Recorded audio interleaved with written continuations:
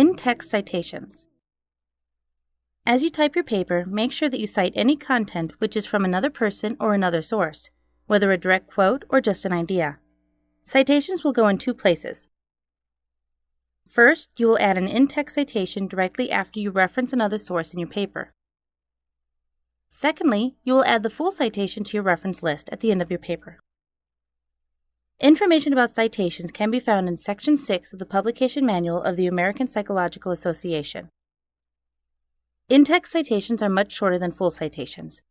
They generally include the author and the date.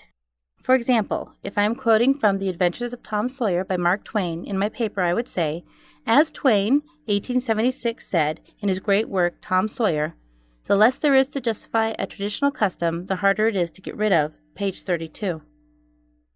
You will notice that the title of the work is italicized and the year follows the author's name, and since it is a direct quote, you include the page number after the quote.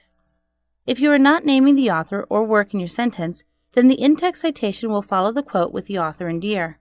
For example, if you were to write, "It is in vain to say human beings ought to be satisfied with tranquility. They must have action, and they will make it if they cannot find it." Bronte, 2007, page 157.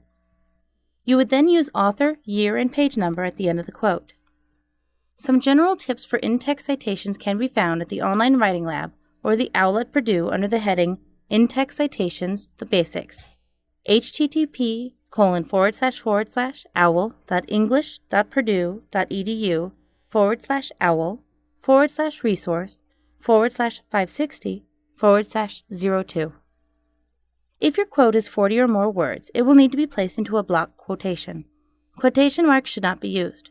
The quote should begin on a new line and should be indented 5 to 7 spaces or 0.5 inches from the left margin. Once the entire quote is written, remember to indent each of the lines after the first line.